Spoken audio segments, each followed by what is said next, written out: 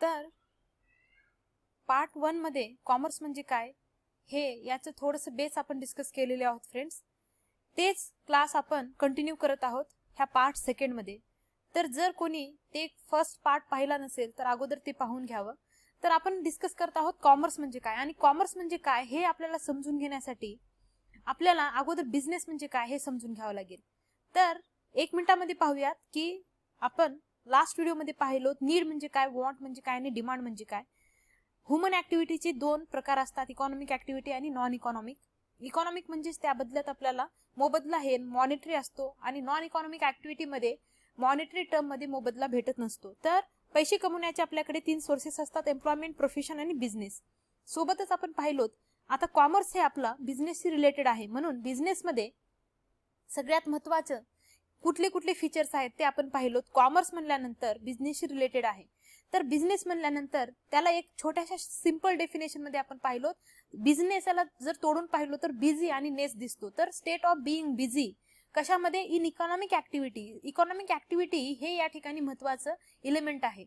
तर economic activity आहे business. Production, purchase, goods and services या सगळ्यामध्ये डील करतं. Selling of goods and services, continuity in dealing, profit earning, element of risk आणि return. तर कोणत्याही बिझनेसचं काय असतो, महत्त्वाचं फीचर असतो, आणि ते लिगली बॉन्ड असायला पाहिजे. आणि आजच्या बिझनेसचं सगळ्यात मोठं उद्देशच हे आहे की कंझ्युमर सॅटिस्फॅक्शन. इथपर्यंत आपण पाहिलं होतं फ्रेंड्स. त्याच व्हिडिओला आपण कंटिन्यू करत पाहूयात. आता या ठिकाणचं बिझनेस जे आहे त्याला आपण डिटेलमध्ये स्टडी करणार आहोत. म्हणून बिझनेस म्हणल्यानंतर टाइप्स ऑफ बिझनेस हे पाहूयात.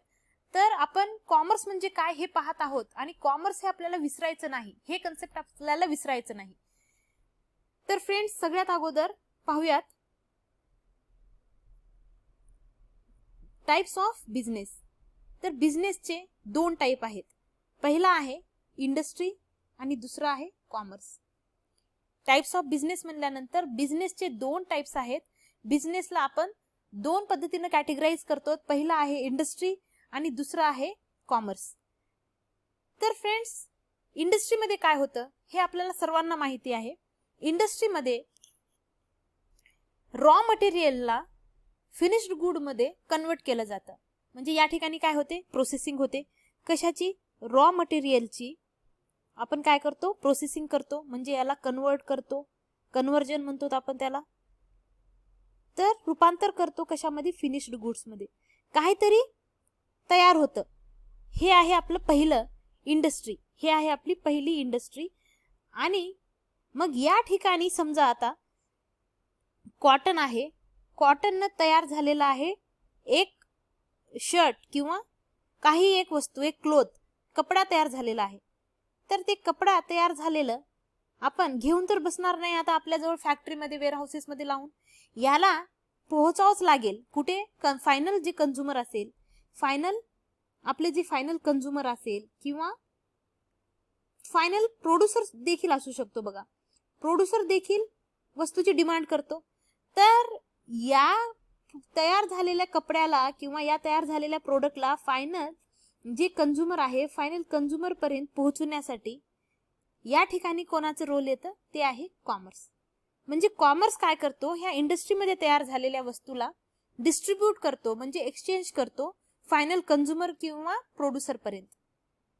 तर बिझनेसचे 2 प्रकार आहेत, 2 टाइप्स आहेत, इंडस्ट्री आणि कॉमर्स. मग याला आपण असं म्हणू शकतो की या दोघाला जर मी जोडले म्हणजेच इंडस्ट्री प्लस कॉमर्स म्हणल्यानंतर बिझनेस. तर इंडस्ट्रीमध्ये पुन्हा 3 कॅटेगरीमध्ये डिवाइड झालेला आहे. तर पहिला आहे प्रायमरी इंडस्ट्री, दुसरा आहे सेकंडरी इंडस्ट्री आणि तिसरी आहे टर्चरी इंडस्ट्री. इंडस्ट्रीचे पुन्हा 3 प्रकार, पहिली प्रायमरी, दुसरी सेकंडरी आणि तिसरी टर्चरी.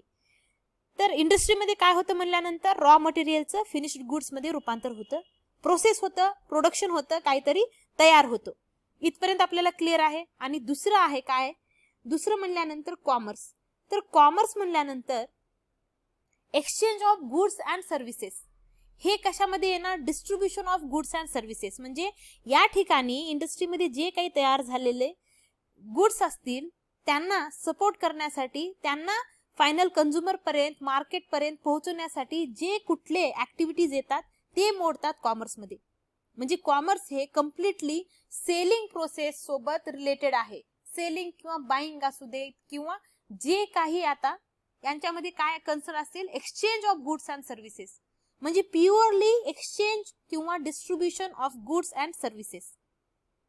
तर प्युअरली जर आपण म्हणलं तर कॉमर्स म्हणल्यानंतर आपण या ठिकाणी 1 मिनिटासाठी लिहून घेऊयात, exchange of goods and services. तर exchange of goods and services साठी आता जे कुठले फॅक्टर येतील ते कशामध्ये येतील, आता कॉमर्स मध्ये. तर फ्रेंड्स, इंडस्ट्रीमध्ये प्रोडक्शन होतं, प्रोसेसिंग होतं, आणि कॉमर्स मध्ये तेच तयार झालेले आणि ते तयार झालेले गुड आहे, जे प्रोडक्ट आहे, जे सर्व्हिस आहे, त्याला पोहोचवण्याचं, एक्सचेंज करण्याचं किंवा डिस्ट्रीब्यूट करण्याचं काम कॉमर्स मध्ये होतं. तर इंडस्ट्रीमध्ये पुन्हा 3 प्रकार आहेत. पहिला आहे प्रायमरी इंडस्ट्री, दुसरी आहे सेकंडरी इंडस्ट्री आणि तिसरी आहे टर्चरी इंडस्ट्री. तर primary industry, secondary industry, tertiary industry हे आपल्याला कधीही विसरायला नको, कारण आपलं इकॉनॉमिक जे स्ट्रक्चर आहे त्यामध्ये आपण सेक्टर म्हणून जे अभ्यास करतो, आपल्या इंडियन इकॉनॉमीचे सेक्टर्स, त्यामध्ये सुद्धा प्रायमरी, सेकंडरी आणि टर्चरी हेच अभ्यास करतो. आणि कॉमर्सचे पुन्हा 2 प्रकार, पहिला आहे ट्रेड आणि दुसरा आहे ॲक्झिलरीज टू ट्रेड. पहिलं काय आहे फ्रेंड्स, ट्रेड, आणि दुसरं काय आहे, ॲक्झिलरीज टू ट्रेड. ट्रेड म्हणल्यानंतर काही ट्रेड करणं म्हणल्यानंतर आपण त्याला काय म्हणतो, बाईंग आणि सेलिंग. काही वस्तू खरेदी किंवा विक्री जर आपण करत असेल, त्याची प्युअर डेफिनेशन हेच म्हणता येईल, ट्रेड म्हणल्यानंतर buying and selling of goods and services. तर ट्रेड मध्ये बाईंग अँड सेलिंग होईल, काहीतरी परचेस केलं जाईल, काहीतरी सेल केलं जाईल. आणि ॲक्झिलरीज टू ट्रेड म्हणल्यानंतर जे कोणते ट्रेडला रिलेटेड सपोर्टिव्ह ऍक्टिव्हिटीज असतील, तर ट्रान्सपोर्टेशन असू दे, बँकिंग असू दे, इन्शुरन्स असू दे, वेअर हाऊसिंग असू दे, कम्युनिकेशन असू दे, हे सगळे गोष्टी ॲक्झिलरीज टू ट्रेड मध्ये येणार आहेत. तर इंडस्ट्री म्हणल्यानंतर आपल्याला समजलं, कॉमर्स म्हणल्यानंतर समजलं, आणि इंडस्ट्री आणि कॉमर्स मिळून काय होतं, बिझनेस होतं. तर आता काही हे चार्ट पाहूयात, यावरून आपल्याला स्पष्ट पद्धतीनं समजून जाईल सगळं काही. तर आपण सगळ्यात अगोदर पाहिलेले आहोत बिझनेस ऍक्टिव्हिटी. तर बिझनेस ऍक्टिव्हिटीज त्यामध्ये पहिली आहे इंडस्ट्री आणि दुसरा आहे कॉमर्स. आणि जर या दोघांना मी जोडले तर या दोघांना जोडून मी म्हणते त्यांना बिझनेस. ओके. आणि इंडस्ट्रीमध्ये पुन्हा 3 प्रकार, पहिली आहे प्रायमरी, दुसरी आहे सेकंडरी आणि तिसरी आहे टर्चरी ऑर सर्व्हिसेस. म्हणजे सर्व्हिसेस कशामध्ये येणार, आता या प्रायमरी मध्ये, सेकंडरी मध्ये आणि टर्चरी मध्ये काय काय येतात तेही आपण पुढे पाहणार आहोत. तर कॉमर्स म्हणल्यानंतर ट्रेड आणि ॲक्झिलरीज टू ट्रेड म्हणल्यानंतर ट्रेड आणि ॲक्झिलरीज टू ट्रेड मिळून कॉमर्स होईल. आणि ट्रेड म्हणल्यानंतर या ठिकाणी लिहिते मी, ट्रेड म्हणल्यानंतर काय असेल, buying and selling of goods and services.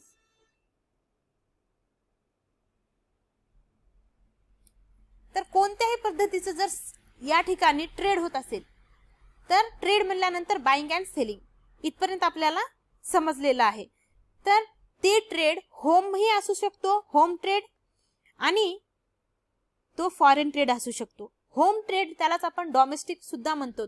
म्हणजे जर आपल्या देशाच्या आत जर बाईंग अँड सेलिंग होत असेल कोणत्याही वस्तूची, तर त्याला आपण काय म्हणतो, ट्रेड म्हणतो. त्यालाच होम ट्रेड म्हणतो किंवा डोमेस्टिक ट्रेड म्हणतो. आणि फॉरेन ट्रेड म्हणल्यानंतर बघा, जेव्हा देशाच्या बाउंड्रीच्या आत आपण परचेस आणि सेल किंवा सेलिंग आणि बाईंग हे प्रोसेस करतो, कोणतरी विकणार आहे आणि कोणतरी घेणार आहे, काहीतरी विकत आहोत, काहीतरी घेत आहोत, हे प्रक्रिया जेव्हा आपल्या देशाच्या आत होते तेव्हा त्याला होम ट्रेड किंवा डोमेस्टिक ट्रेड म्हणणार.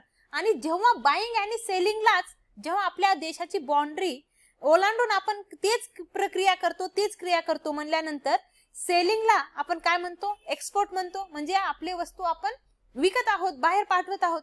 आणि परचेस करतो म्हणजे बाहेरची वस्तू आपल्या देशात येत आहेत, म्हणजेच त्यालाच आपण काय म्हणतो, इम्पोर्ट म्हणतो. म्हणजे बाईंग अँड सेलिंगच होत आहे, पण त्याचे शब्द बदलून जातील कारण आता ते काय आहे, देशाच्या बाहेर जात आहेत.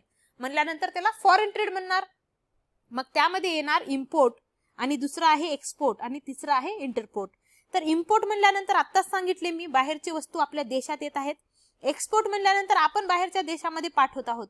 आणि इंटरपोर्ट म्हणल्यानंतर एका देशातून घेत आहोत आणि जशास तसं दुसऱ्या देशाला पाठवत आहोत. म्हणल्यानंतर आपण चायनाकडनं काहीतरी घेत आहोत आणि जपानला काहीतरी पाठवत आहोत. म्हणजे एका देशातून काय करत आहोत, इम्पोर्ट करत आहोत आणि दुसऱ्या देशामध्ये एक्सपोर्ट करत आहोत. त्याला काय म्हणतो आपण, इंटरपोर्ट म्हणतो. तर आता होम ट्रेड म्हणल्यानंतर डोमेस्टिक ट्रेड पाहिलो तर आपल्या देशाच्या आत, तर आपल्या देशामध्ये 2 स्टेजवर आता होम ट्रेड होईल, होलसेल आणि रिटेल. म्हणजे होम ट्रेडचे पुन्हा 2 प्रकार, होलसेल आणि रिटेल.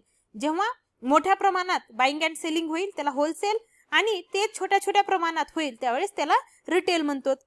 तर फ्रेंड्स आता या ठिकाणी आता होलसेलचं पुन्हा तुम्हाला त्याच्यामध्येही खूप काही प्रकार वगैरे भेटून जातील. पण ॲक्झलरीज टू ट्रेड म्हणल्यानंतर काय, कारण ट्रेड आणि ॲक्झलरीज टू ट्रेड हे आपण पाहिलो. तर ॲक्झलरीज टू ट्रेड म्हणल्यानंतर जे काही आता या ठिकाणी एखादी वस्तू इंडस्ट्रीमध्ये तयार झालेली आपल्यापर्यंत पोहोचवण्यासाठी जे कुठले ऍक्टिव्हिटीज आपण करतो, म्हणजे ॲक्झलरीज म्हणल्यानंतर सहाय्यकारी किंवा सहाय्यक असा आपण मराठीतून अभ्यास करायचो ॲक्झलरीज वर्ब मध्ये. त्याच पद्धतीने इथं ॲक्झलरीज टू ट्रेड म्हणजे ट्रेडला सहाय्यक अशी क्रिया. तर ट्रान्सपोर्ट असू शकतो, कम्युनिकेशन असेल, वेअर हाऊसिंग असेल, इन्शुरन्स असेल, बँकिंग फायनान्स असेल, ॲडव्हर्टायझिंग असेल, मार्केटिंग असेल.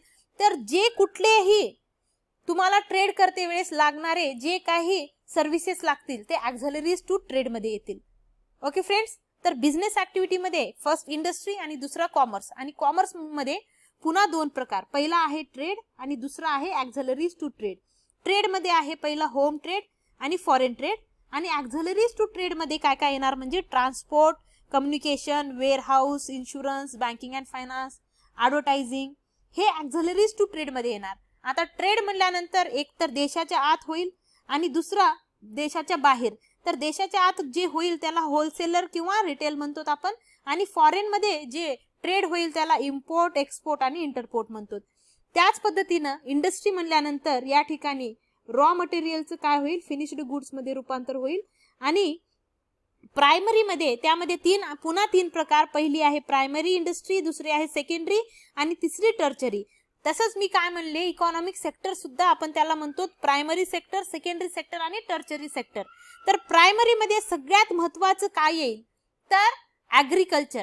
एक्स्ट्रॅक्टिव्ह मध्ये या ठिकाणी 3 असतात तर या ठिकाणी 2 देण्यात आलेले आहेत. एक्स्ट्रॅक्टिव्ह मध्येच ऍग्रिकल्चरला घेण्यात आलेला आहे. तर जे काही आपण जमिनीतून उगवतो, जमिनीतून काढतो, जमिनीपासून जे मिळतात म्हणजे प्रायमरी मध्ये सगळ्यात महत्वाचं काय आहे बघा, प्रायमरी मध्ये नॅचरल रिसोर्सेसवर. तर friends natural resources, primary industry कशावरती डिपेंड असेल, नॅचरल रिसोर्सेस. म्हणजे जे आपले जे काही रॉ मटेरियल्स असतील, जे काही या ठिकाणी उत्पादन होईल ते नॅचरल रिसोर्सेस पासून असेल. तर त्यामध्ये एक्स्ट्रॅक्टिव्ह म्हणल्यानंतर ऍग्रिकल्चर असेल, शेतीपासून जे काही माल येईल, शेतीमध्ये जे काही पीक येईल हे सगळं कशामध्ये येईल, प्रायमरी मध्ये येईल. एक्स्ट्रॅक्टिव्ह म्हणजे जे काही खनिज संपत्ती असेल, ओके, तळ्यामधून सुद्धा जे काही आपण काढतो, समुद्रातून जर पेट्रोल काढत असेल किंवा जमिनीतून पेट्रोल येत असेल तर खनिजे येत असतील, हे सगळे एक्स्ट्रॅक्टिव्ह मध्ये येतील.